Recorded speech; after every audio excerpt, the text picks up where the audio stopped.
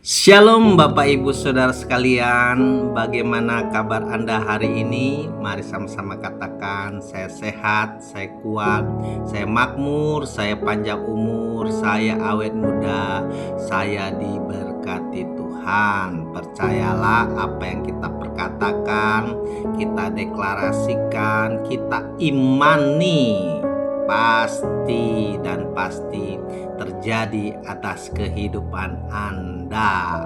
Katakan amin. Ya, hari ini saya akan menyampaikan sebuah renungan yang berjudul belas kasihan dengan tindakan. Lukas 7 ayat yang ke-13 berkata, "Dan ketika Tuhan melihat janda itu, tergeraklah hatinya oleh belas kasihan, lalu ia berkata kepadanya, 'Jangan menangis.'" Sahabatku, tidak ada cobaan, kesukaran, atau tantangan yang kita hadapi hari ini yang Tuhan Yesus tidak dapat ikut rasakan. Saat kita mengalami cobaan di situ, dan saat itu juga karena Yesus sama dengan kita telah dicobai. Ibrani 4 ayat yang ke-15.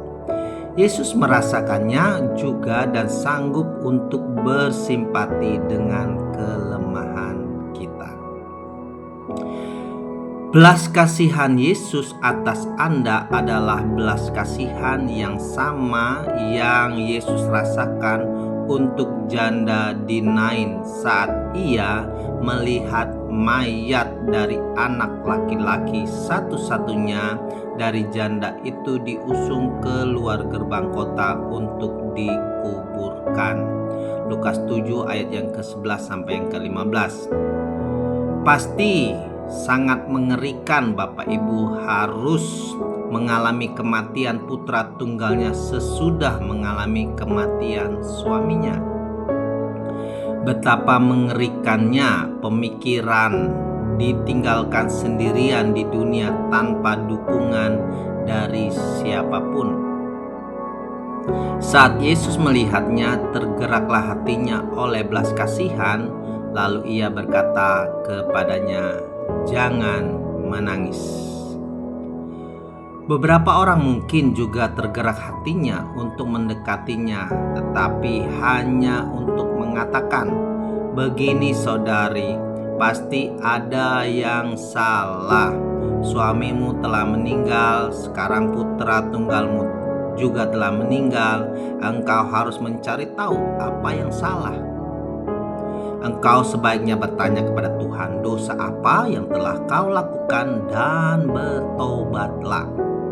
Atau mungkin ada kutuk dalam kehidupanmu yang perlu dipatahkan."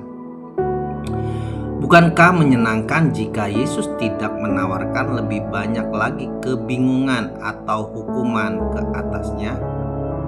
Ia hanya menawarkan belas kasihannya kepadanya dengan berkata, "Jangan menangis." Yesus yang sama ini telah datang kepada Anda hari ini saat Anda merasa paling bersedih dan berkata, "Jangan menangis."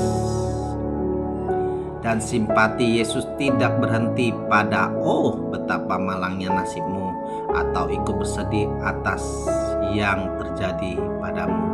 Tidak, Bapak Ibu Saudara sekalian.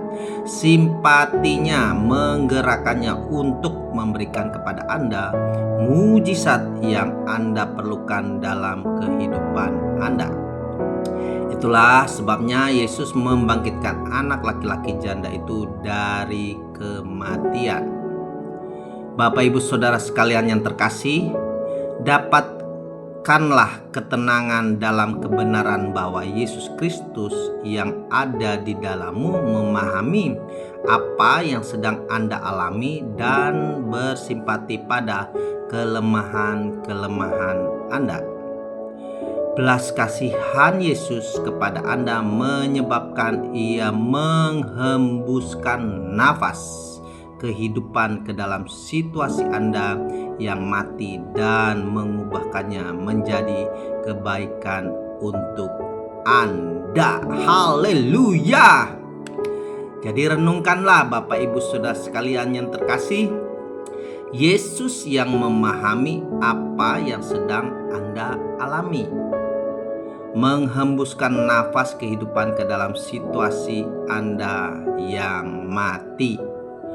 Percaya saja dan terima kehidupan atas situasimu, hidupmu, kesehatan, pelayanan, bisnis, dan pekerjaanmu.